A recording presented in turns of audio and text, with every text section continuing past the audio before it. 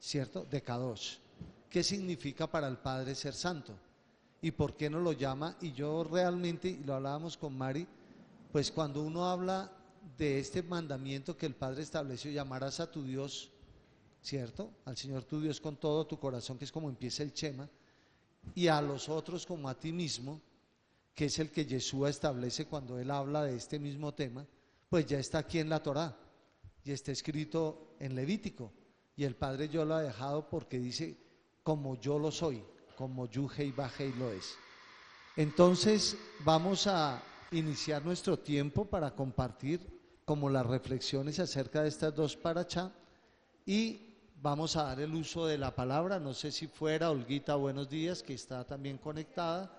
Si hay alguien que quiera Buenos días. compartirnos, que quiera hablar sobre la parachá, hacer algún comentario sobre ella, pues damos el uso de la palabra para ello. ¿Nothing? ¿Nadie? Bueno, entonces iniciemos con los dos cabritos. Sí, los dos animales que son llevados para el sacrificio. Pero, sí, pastor, adelante. Adelante. Pensé que eran los dos que íbamos a iniciar. Y él dijo, bueno, los dos animales.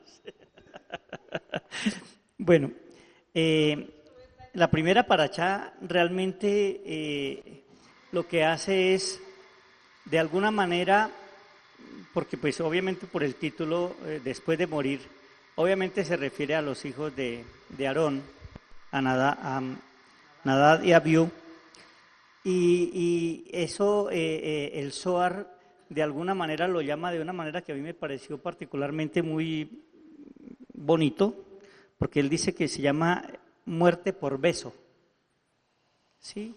¿Por qué? Y lo describe de la siguiente manera: por el deseo de acercarse ellos a la luz espiritual, puede ser noble, intenso y verdadero, pero toda la cercanía requiere un recipiente apropiado, preparación y medida, que fue lo que ellos adolecieron, no tuvieron. La conciencia elevada sin estructura suficiente genera ruptura interior.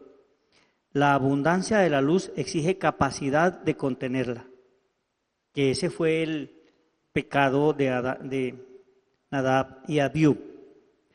Cuando el Señor le dice en Levítico 16:2, di a Aarón, le dice a Moché, di a Aarón tu hermano que no entre en todo tiempo en el santuario detrás del velo, delante del propiciatorio que está sobre el arca, para que no muera. Dice que el acceso al lugar más santo tenía momentos, tiempos, condiciones y un estado interior específico. La enseñanza trasciende al antiguo santuario.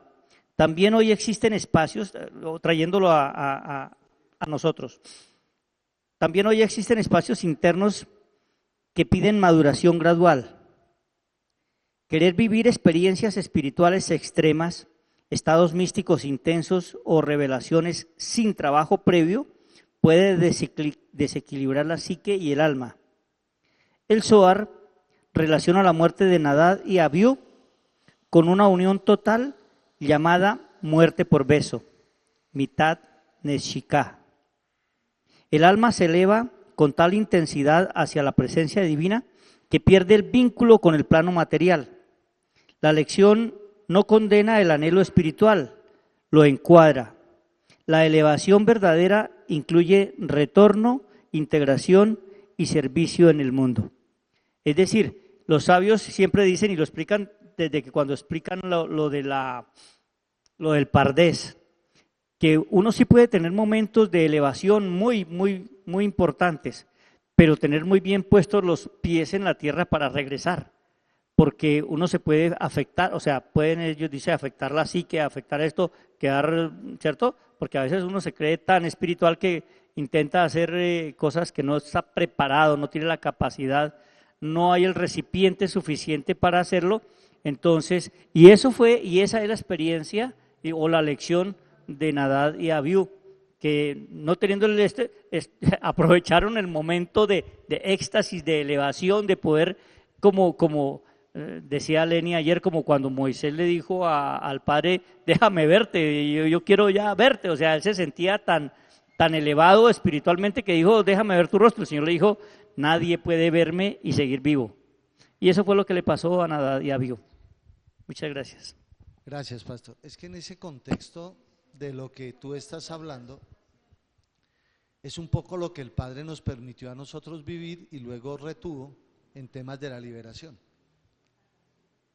Porque la liberación y el trabajo que hacíamos de guerra espiritual era un trabajo de un nivel espiritual muy alto y que entrábamos a lugares y a espacios espirituales que eran bastante complicados. ¿Qué pasaba en ese momento para cada uno de nosotros? Y yo lo digo por mí.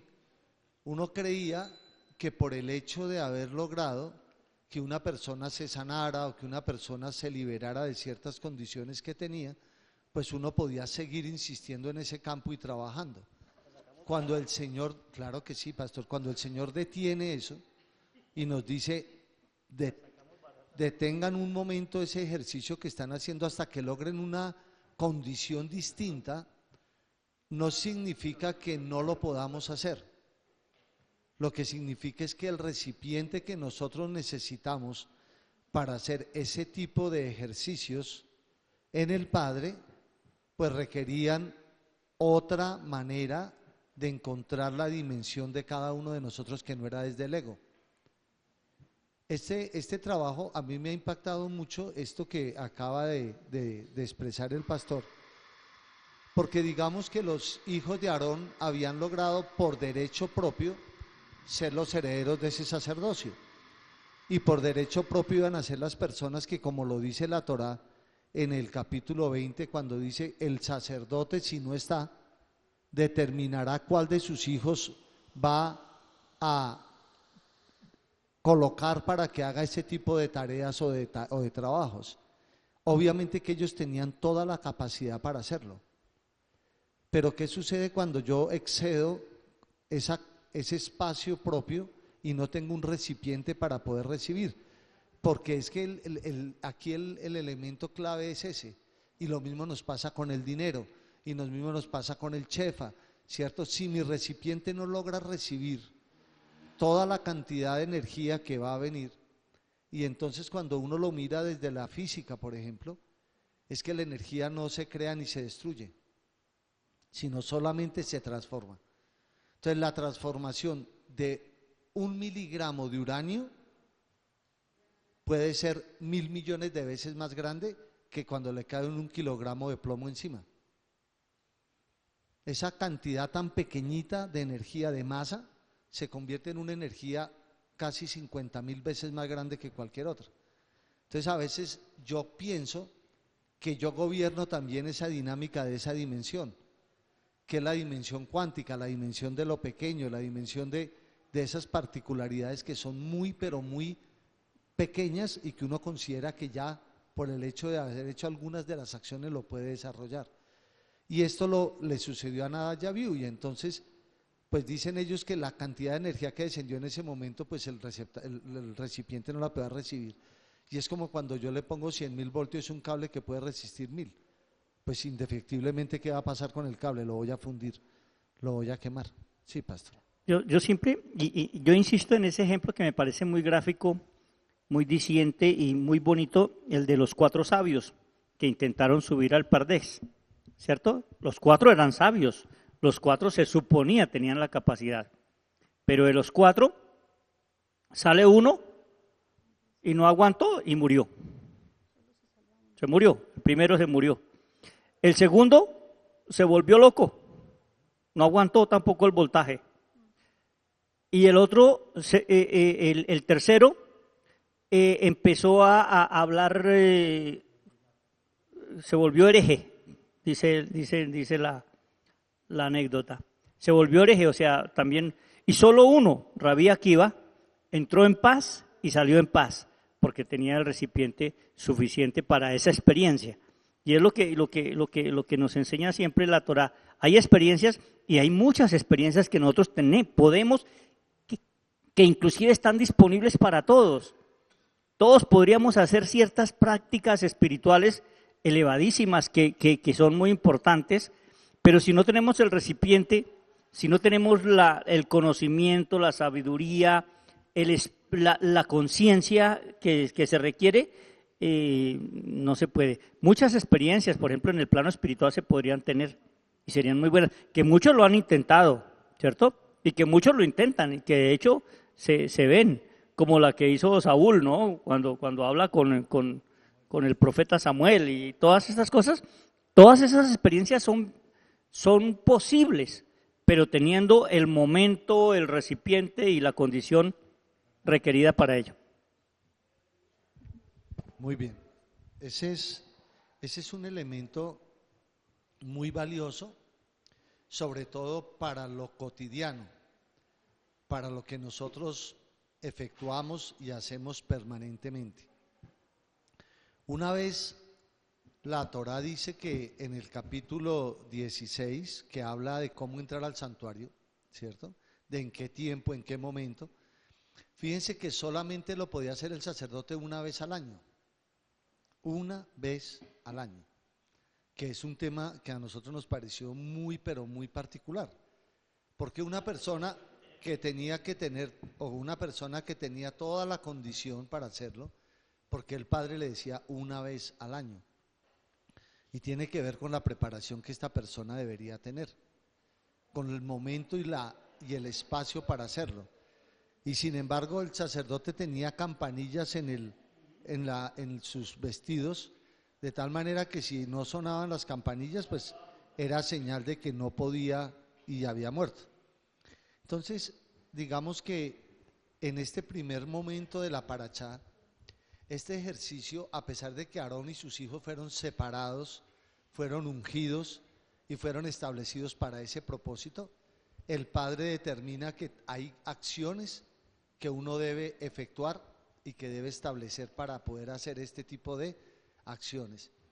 Y este momento, este día y esta particularidad del Yom Kippur, pues yo tenía muchas dudas sobre esto que pasa allí, ¿cierto? La primera era por qué se toman dos animales de la misma característica para hacerlo. O sea, eran dos machos cabríos. Pero algo que sucede aquí que tiene que ver con esto que acaba de decir el pastor es, fíjense que Aarón tenía que hacer un sacrificio por él primero y presentarlo en el altar. Y luego sí un sacrificio por los otros. O sea, yo no puedo hacer nada con el Padre por otros que no haya trabajado dentro de mí. Y ese es un principio que también es muy importante para cada uno de nosotros. Pero en la expiación del día de Yom Kippur, ustedes no pensaron por qué los dos animales eran iguales y por qué uno tenía que ser elevado y el otro tenía que ir a morir al desierto. O sea, es una cosa que me parecía muy particular. Y encontramos una respuesta a eso en la Sefirá de Gesed. Dentro del concepto que nos ha explicado el pastor de los mundos, ¿cierto? De los 4 mundos que hay desde Asiá, que es este mundo de la acción, hasta llegar al mundo de la emanación, hay una relación igual en las Clipá. Las Clipá también son 4 elementos que están puestos en esa misma dimensión y que van a obstaculizar la energía que puedo recibir a través de lo que el Padre me entrega. Y Gesed no solo es bondad y amor, ese es su sefirá en el árbol de la vida, pero en el árbol de la muerte es vergüenza, oprobio y dolor. Entonces, ¿qué pasa en estos términos? O sea, una misma sefirá tiene las dos condiciones, y en el árbol de la muerte, dicen ellos, hay también 10 sefirá, pero cada sefirá es un keter, independientes y no se relacionan con las otras. ¿Qué significa eso? Que yo pensaba, así al menos yo me veía hace unos años. O sea, soy el rey, yo puedo solo y no necesito relacionarme con nadie más.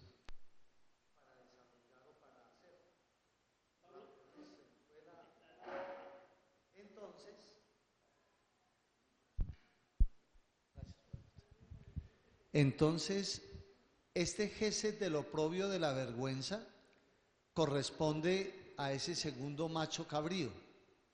Entonces, ¿qué sucedía allí? Estaban los dos animales y solamente la decisión de qué animal iba a ser elevado y cuál iba a ser sacrificado en el desierto la tenía el sacerdote. Ponía las manos sobre ellos y decidía cuál se ponía como holocausto y cuál se sacaba para ser sacrificado en el desierto. Entonces, pero esa decisión, a pesar de que era del sacerdote, sigue siendo de la providencia del Padre. Porque pues el sacerdote por sí mismo no decide. Él decide a partir de una relación que tiene con el Padre, como cuando utilizaban el Urín y el Tumín. Entonces, el bien y el mal, porque fíjese que uno era sacrificado, ellos ni siquiera nombran o determinan el nombre de Hasatán, sino que era llevado para ser puesto allí y el otro para ser elevado al Padre. Entonces, ¿cómo podríamos nosotros revisar el concepto del bien y el mal en cada uno de nosotros? ¿Qué es bueno y qué es malo? Porque el mal no es una discusión de no hacerlo bien, sino es otro elemento que el Padre constituyó para que esté allí, en medio de nosotros. Y ese mal hace parte de una construcción que para mi vida es importante si yo logro revelar cómo ese mal lo transformo en bien y cómo lo puedo deconstruir. Entonces, este gesed, que es bueno, que vincula, que trae en amor, como el que el Padre nos ha explicado en la Sefirá de la casa, pues es el vinculante para hacerlo bien y que esto suba como olor fragante delante del Padre. Y ese otro gesed, que es el lado o la clipá de este que está en el otro árbol, pues simplemente también fue creado por el Padre y hace parte de una construcción en la cual yo todos los días me desenvuelvo, vivo y me relaciono. ¿Cómo determinar sobre qué hago? Es donde está el trabajo que estamos desarrollando día a día. Sin embargo, el Padre deja al sacerdote y lo entrega, o le da más bien la posibilidad de hacer ese día de expiación, que hoy es el día para nosotros de Yom Kippur. Y ese es el día para ellos en su cultura el más sagrado del año, y donde todo el pueblo se reúne para expiar sus pecados y para poder determinar que es un día de salvación y es un día de libertad. Entonces, esa experiencia del bien y del mal, que volvemos al Edén con el árbol también, es un tema muy pero muy interesante para poderlo trabajar y pensarnos, porque normalmente hablábamos con Mari que uno siempre ve el mal como algo malo, como algo que no es bueno para la vida de uno, como algo que no me va a ayudar en nada. Y siempre nosotros en nuestra cultura cristiana lo asumimos que ahí estaba la oscuridad y que en esa oscuridad pues el que gobernaba era Satanás, que realmente no es así, porque tanto el bien como el mal fueron creados por el Padre. Y Satanás va a seguir haciendo su trabajo, que es el que él le compete. Alguien tiene que hacer el trabajo sucio, ¿cierto? Porque no hay otro, y también fue creado por el Eterno. Entonces ahí empezamos también otro proceso interno para deconstruir todo eso que antes hacíamos, y era que cualquier situación que no correspondía a lo que yo esperaba en mi vida, yo siempre decía, claro, es que eso vino de Satanás. Él trajo ese mal sobre mi vida, y ese mal vino para dañarme, para destruirme, para acabar mi vida. Y resulta que no es el concepto que en esta paracha y en la cultura hebrea se maneja. Entonces era otro elemento que queríamos compartir hoy con la casa, porque me parece que cuando el Padre se detiene a hacer todo este trabajo en esta paracha, es mucho más profundo que el hecho de que hoy no se sacrifiquen animales, del hecho de que hoy no esté el templo, de esto, y se remonta a la esencia de lo que yo soy y de cómo mi acción determina hacia dónde encamino mi vida. Entonces, no sé, Elisa, Pepito, Joana. Elisa, adelante, Elisheva.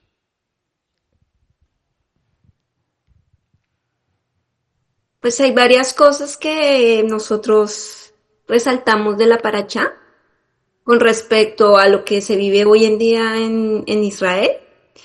Nosotros lo que hemos escuchado de las enseñanzas es que después de la Shoah, en el Holocausto.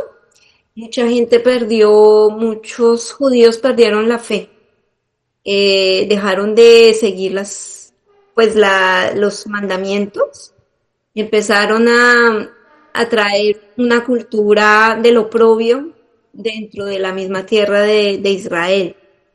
Y esta semana veíamos con mi esposo que hoy en día en Tel Aviv ya no solo no es la ciudad que más acoge el grupo de homosexuales, sino que ahora están casándose los homosexuales bajo la jupá.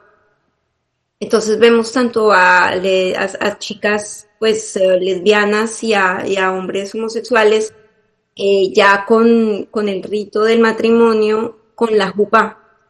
Entonces, pues es como los tiempos son cíclicos, ¿no? Digamos que la perversión se repite, ¿no?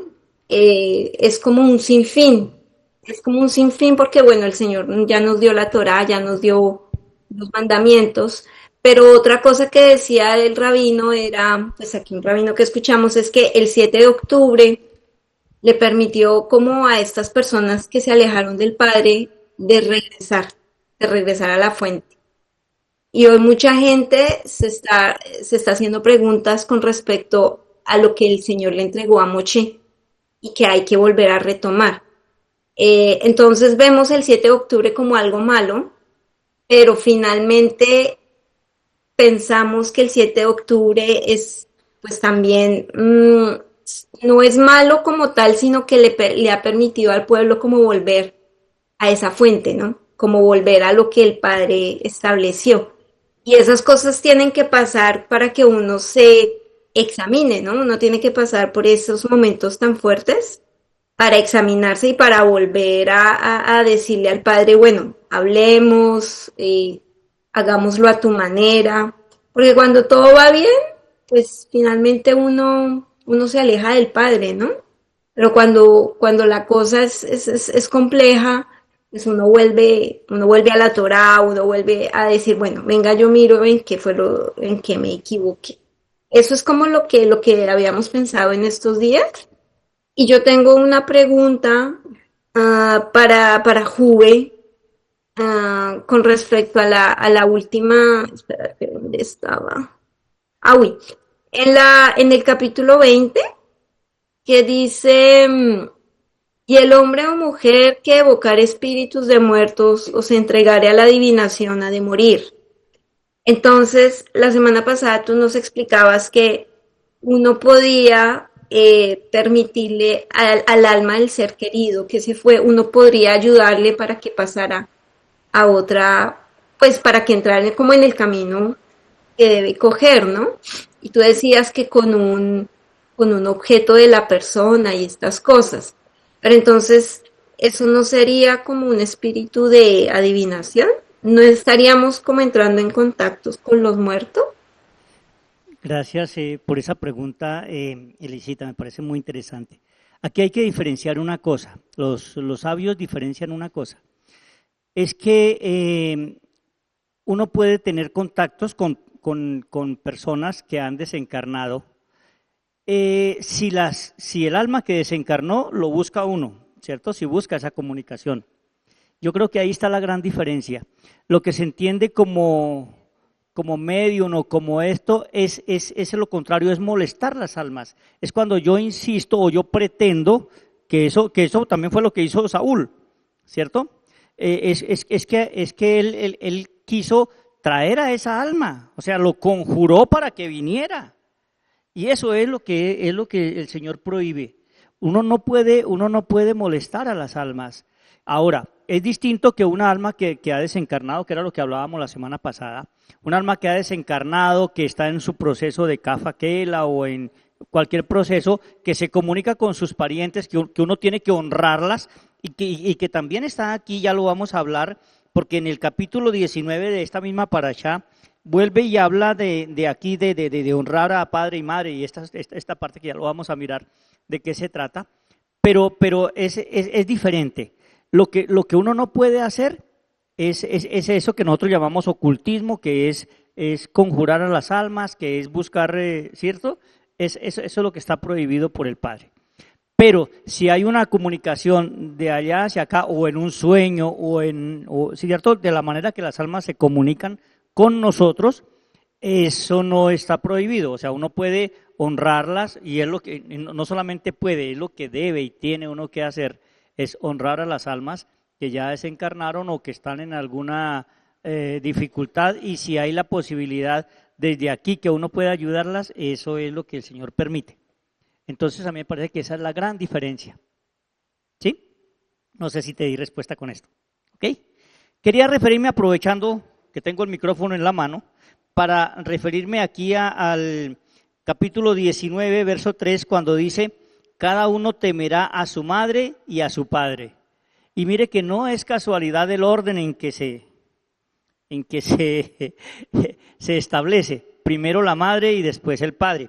Pero bueno, no voy a referirme solamente a eso, sino al mandamiento. Este es uno de los mandamientos que une dos dimensiones: honor y reverencia. Y dice el Zohar lo siguiente, que me voy a permitir leerles. Dice: más allá del sentido literal, padre y madre representan origen, historia, raíces biográficas y condiciones iniciales del alma. ¿Cómo llegamos aquí? A través de padre y madre. Honrar a los padres incluye reconocer de dónde vino la vida, qué estructura permitió existir, cómo llegamos a esta dimensión, qué desafíos marcaron la formación y qué legado visible o invisible fue recibido, o sea, nuestros tikkunim. Reverenciar no implica aprobar toda conducta pasada. El hecho de que nosotros honremos no quiere decir que estamos estando de acuerdo con todo lo que hicieron nuestros antepasados, pero una cosa es aceptarlos. Que nosotros no estemos de acuerdo con muchas conductas, eso está bien. Significa reconocer peso espiritual al origen. La persona madura entiende que incluso heridas, carencias y conflictos forman parte del material con que se constituye el tikkun. La guerra interminable contra las raíces consume energía vital. Cuando hay reconciliación interior con la propia historia, se libera fuerza para avanzar. Quien vive negando origen, despreciando raíces o rechazando totalmente a su propia procedencia, suele quedar dividido internamente. Esto es extraído del estudio de la Torá de esta semana. Del Zohar, perdón, del Zohar de esta semana, referente a esta parte que también me parece que es muy importante traerlo a colación. No sé si hay alguna otra pregunta, algún otro aporte a lo que estamos.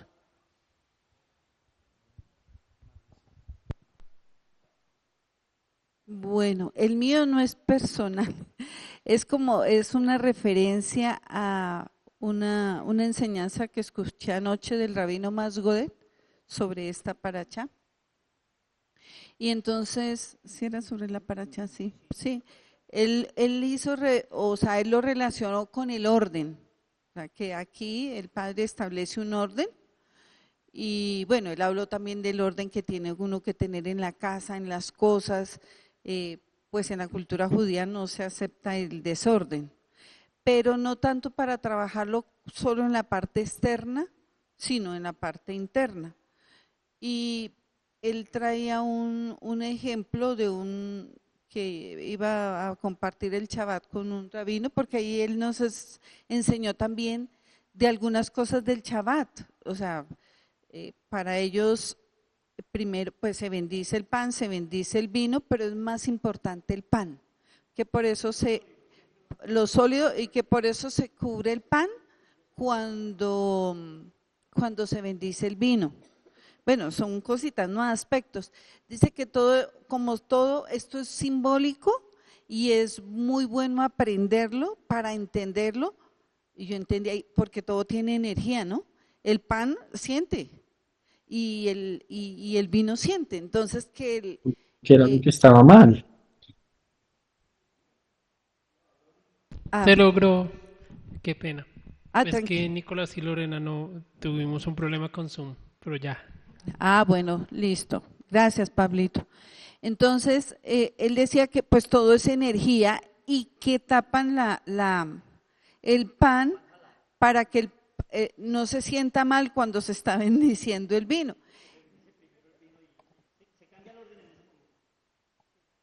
Entonces,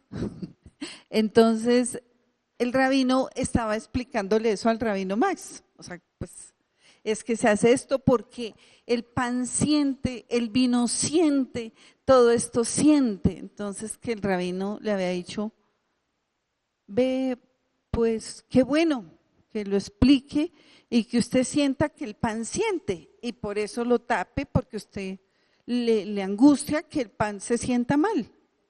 Pero usted no se siente mal cuando trata mal a su esposa, porque es que su esposa siente.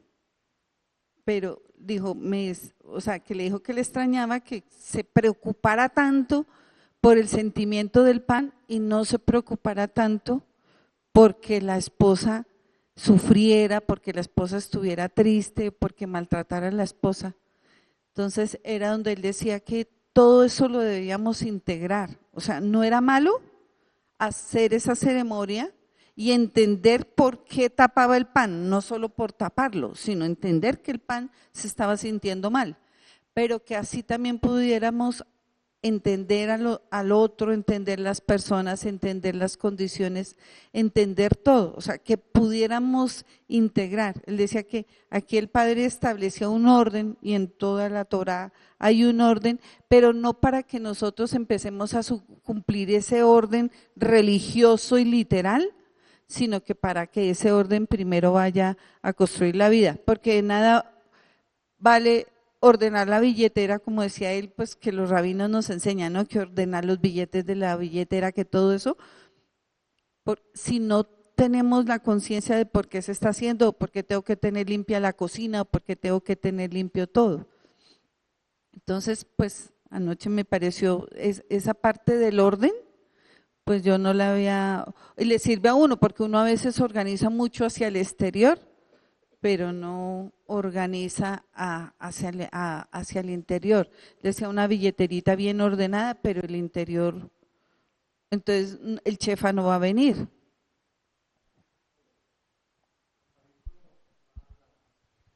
Amparito, adelante. Bueno, pero pues yo quiero compartir mi pensamiento y algo que escuché. Lo primero, cuando leemos esta paracha, y reiteradamente se está pues diciendo que traiga el carnero, que traiga así, que como lo hacemos todos los rituales, toda la forma de hacerlo, y entonces yo pensaba en la deconstrucción del pensamiento y, por ejemplo, los Cohen, era lo que nosotros, yo en alguna época, hacíamos que era, con respecto a la expiación, ir a confesar los pecados. Entonces yo pensaba, pues, una forma que en Levítico se trata de esa parte, de cómo el que tiene conexión con el Padre puede expiar el pecado de otros. Bueno, también se aclara que él lo hace primero con él. Luego viene la parte que he ido aprendiendo acá y mejorando, es primero hablo yo con el Padre, puedo hablar con él, puedo sentirme con él, y pues ya la confesión antigua pues no tendría sentido. Y pues ir al Cohen, no quiero decir que solos hagamos las cosas, no, yo no me siento así, siento que pregunto, me asesoro, escucho, pero de todas maneras hoy en día tenemos como esa enseñanza y aplicándola. Bueno, y le escuchaba, eso fue lo que yo sentía cuando leíamos y cuando miré esa parte de la moral, porque así lo nombra también la Torá, bueno, esta del Reina. Y luego también escuché anoche a Daniel Chapán, él habla sobre la santidad, pero como él lo enfoca, bueno, pues genial todo lo que dice y lo que explica, pero lo que me quedó a mí es cuando él habla de esto y explica, decía que todos somos santos y cada uno de nosotros tiene algo especial, y no es una frase de cajón, diría yo, Porque, por ejemplo, acá nosotros en Monte Jericín siempre hemos tenido eso y se ha alimentado en mi corazón eso, porque cuando teníamos los ministerios y lo profundizábamos, yo me recuerdo que en algún momento cuando yo estaba con el taller de los niños, se propiciaba decir el apóstol, la profeta, y además todos los apóstoles no hacen lo mismo, y así cada uno, profetas, maestros, cada uno tiene una función, así tenga el mismo ministerio, ahí hay una especialidad en cada uno. Después hemos visto los diseños, también es de cada uno, y esa es nuestra santidad. Yo recuerdo, siempre me quedó esa oración del apóstol en que yo veo acá, si yo veo en cada uno lo que el Señor ve, pues estoy bien. O sea, estoy bien en el sentido de lo que estoy apreciando de mi hermano, no mirando aquello que me incomode. Después vienen las unciones, que también pienso yo que las unciones son como más activas en lo que aporta, diría yo, pero también es algo muy personal de cada uno y tiene que ver con esa santidad. Eso pues era lo que el paralelo que yo hice de nuestra casa, de lo que nosotros vivimos, aprendemos, y cómo pues tiene que ver con la paracha en acción. O sea, nosotros lo hemos venido haciendo hace muchos años y bueno, eso, gracias. Porque mira que eso que tú estás comentando, no como lo que comentaba Marlencita, es que cuando yo leía Levítico hace unos años, yo huía rápidamente de ese texto porque yo decía, uy, tantas reglas, tantas normas, tanta estructura como para decir, por ejemplo, del pecado sexual, que nombra y nombra y nombra, por ejemplo, la sangre, que no debe consumir sangre, que va. Entonces, pero pensando en esto que acaban de decir tanto Marlencita como lo que hemos comentado hoy como Amparito, es, si yo miro el mandamiento no como una regla, sino como un estilo de vida, o sea, como una manera de vivir, pero también de generar vida a partir de él, pues la percepción de lo que yo estoy haciendo cambia completamente, porque es determinar que eso que ejecuto es para mi ser, o sea, es para vivir de acuerdo con, es para que mi ser pueda producir luz, es para que yo mismo pueda hacer extensión de una vida en medio de la tierra.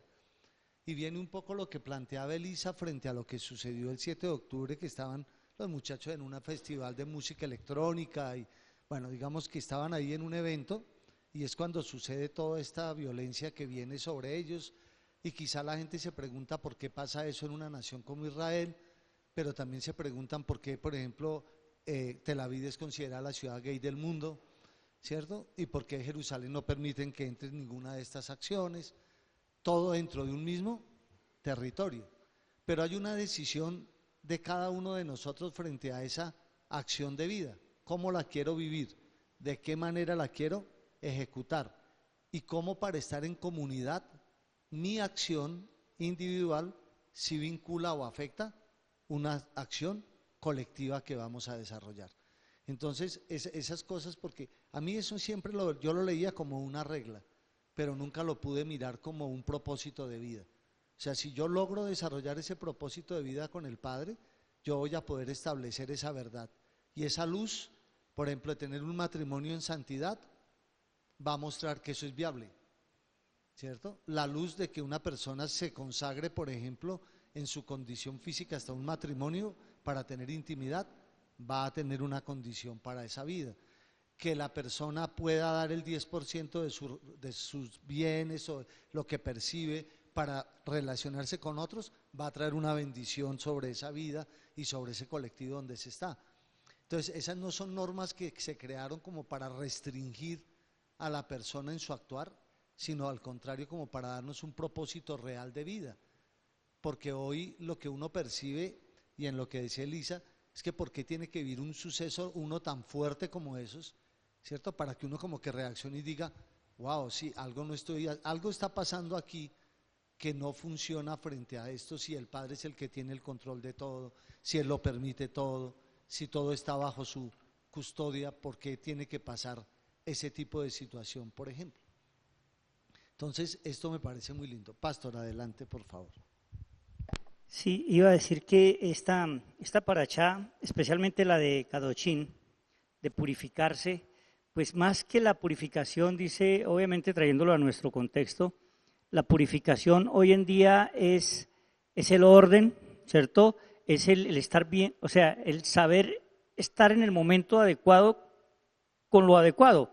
Decía el rabino, por ejemplo, yo puedo ir muy elegante, muy elegante, de frac y todo, en un evento deportivo, o sea, puede estar muy elegante, pero no es lo que yo tengo que, o al contrario, hay un evento formal, solemne, y yo llego de sudadera, aunque no está mal la sudadera, pero no es para el momento, o sea, es eso, y a eso es lo que él dice que tenemos que tener en cuenta en lo que significa santidad. En lo que significa estar apartado, estar reservado, es estar presente en el momento en que tengo que estar presente y de la manera en que tengo que estar presente.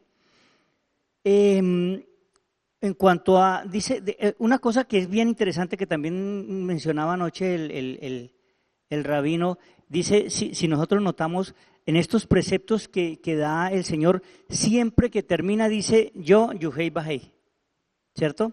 Siempre dice honrar a los padres, bueno, todo esto, yo cuando dice amar al prójimo como a ti mismo, yo Yuhei Bahei. Él dice que esta expresión yo Yuhei Bahei es para que nosotros siempre tengamos presente que Él está ahí, que no se nos olvide cuando a veces nos referimos al prójimo como alguien externo, como alguien lejano, pero Él dice, yo soy. Cuando mires al prójimo, yo soy. Yuhei Bahei. O sea, en todos tenemos que estar viendo la presencia del Padre. Y eso me parece a mí que es muy importante, que a veces uno piensa que esas palabras son repetitivas, ¿cierto? Que son reiterativas y que están ahí como por llenar, pero eso tienen un significado muy profundo.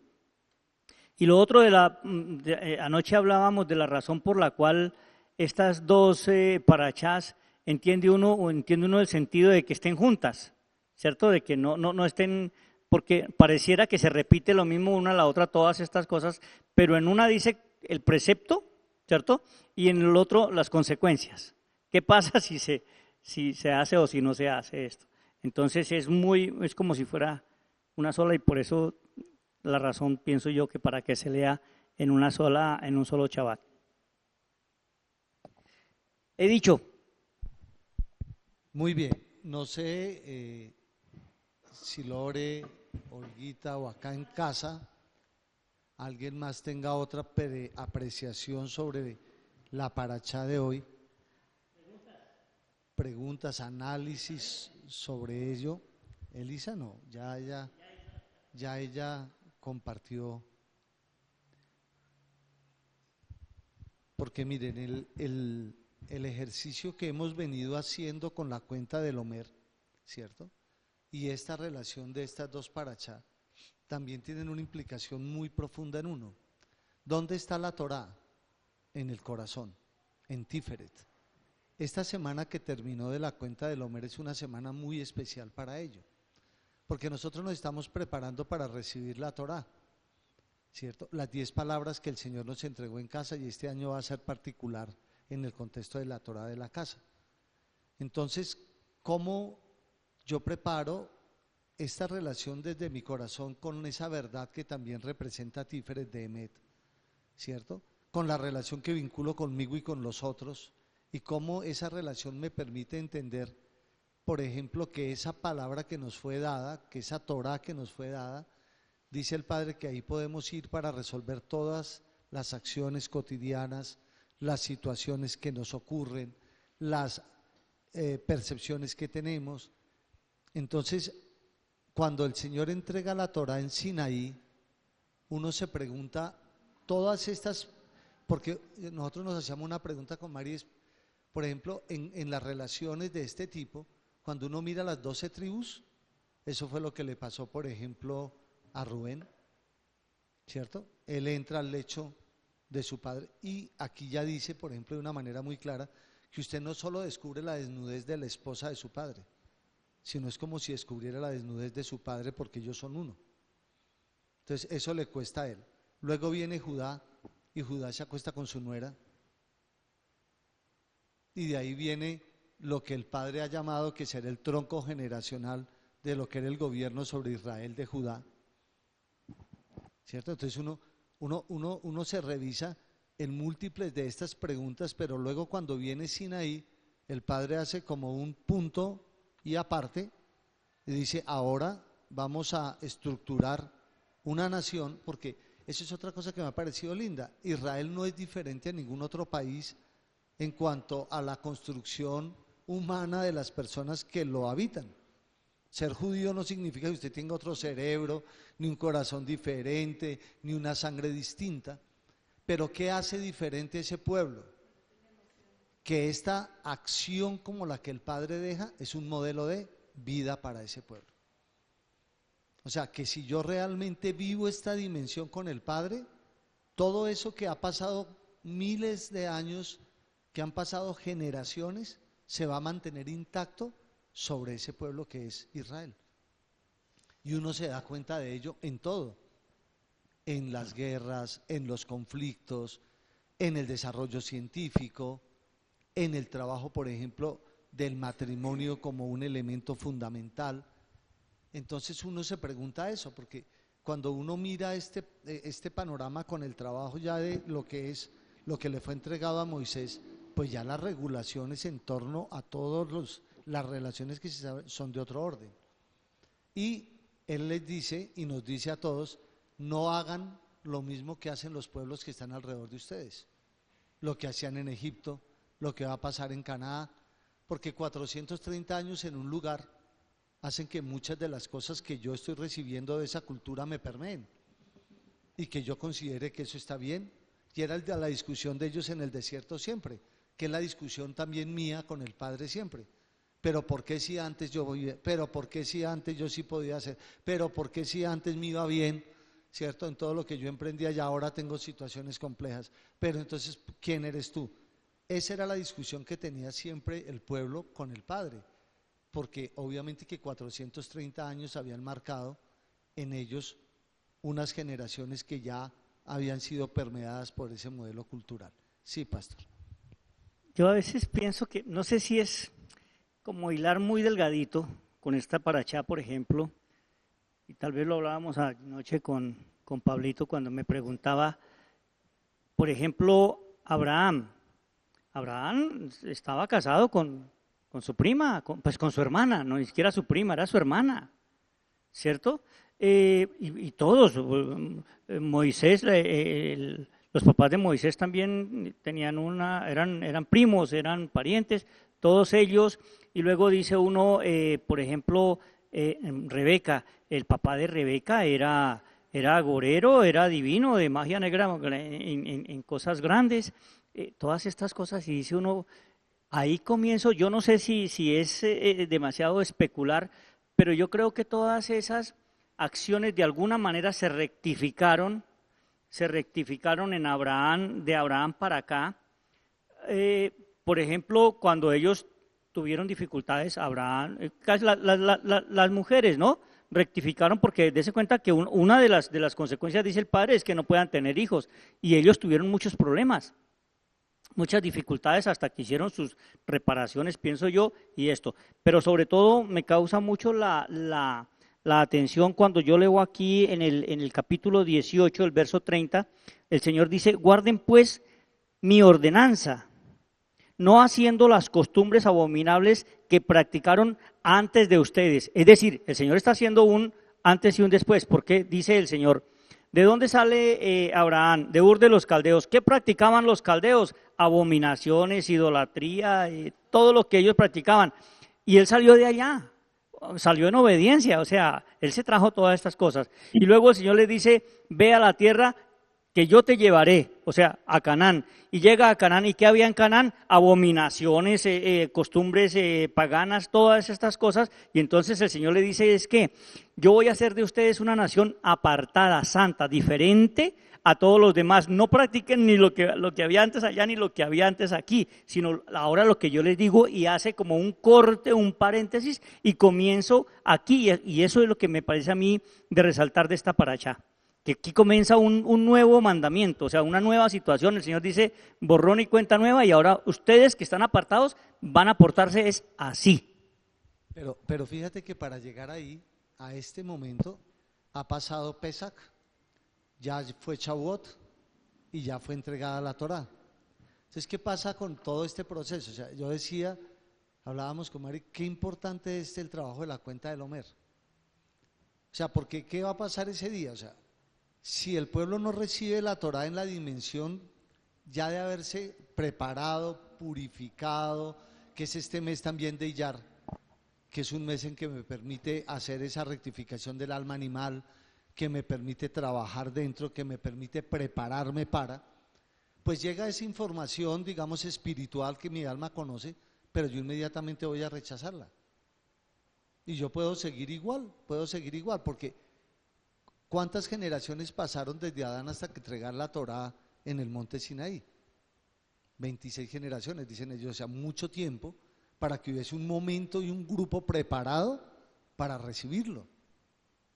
Porque lo que venía con todo esto iba a ser un cambio radical en el modelo de vida de ellos. Radical. O sea, todo este proceso iba a ser un trabajo nuevo para ellos en la dimensión personal y colectiva, que los iba a identificar como una nación distinta, como una nación que podría dar luz en medio de donde estaban.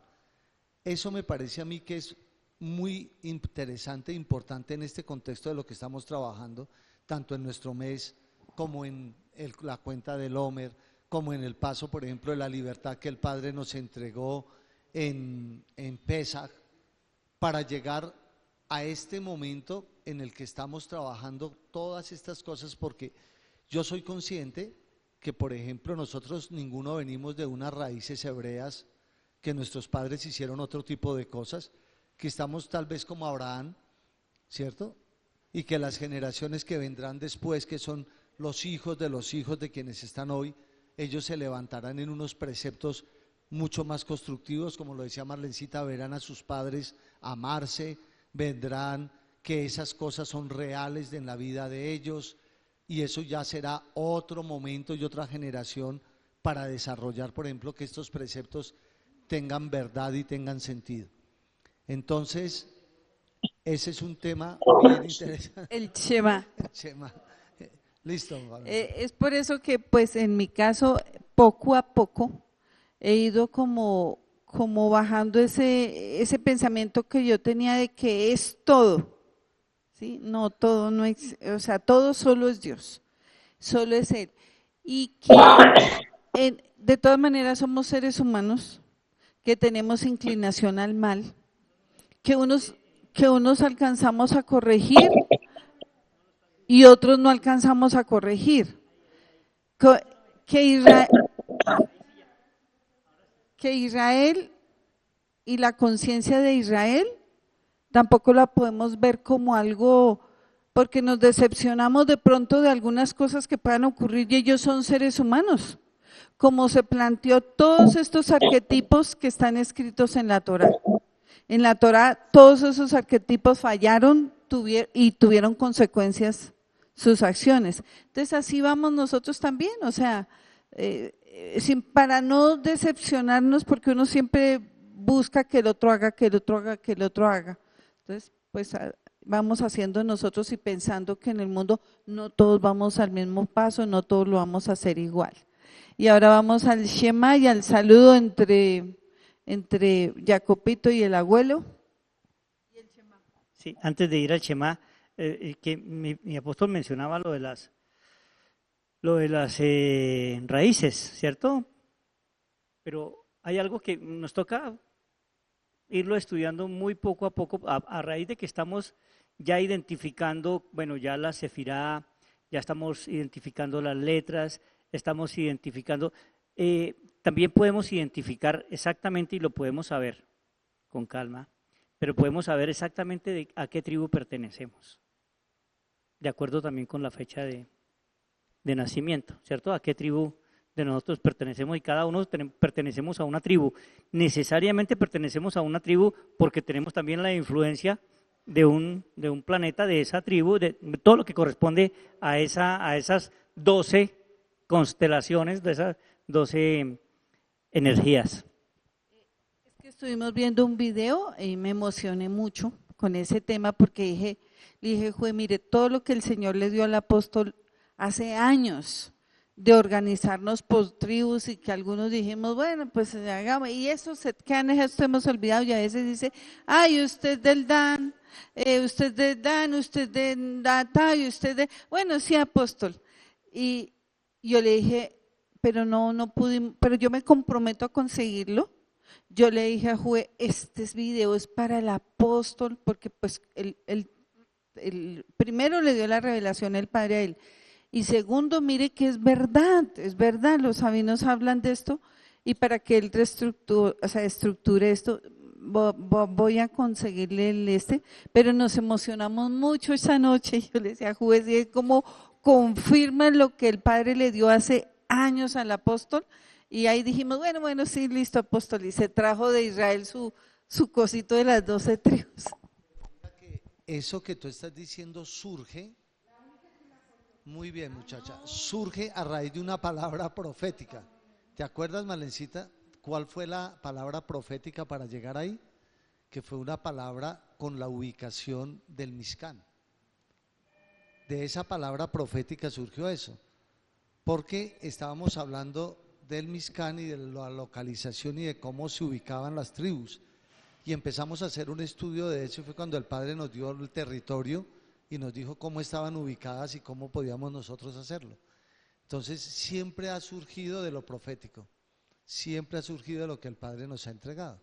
Adelante, tribus, vamos. Entonces, pastor. Solo que yo iba a decir que, bueno, a mí me tranquiliza saber que al menos los dos somos de la misma tribu porque somos del mismo mes. Somos de la misma tribu. Si no, en nosotros no alcanza porque no todos los meses, se recuerda que como eso, como al igual que el horóscopo no es de mes por mes, pero sí hay, pero bueno, los dos somos de la misma constelación.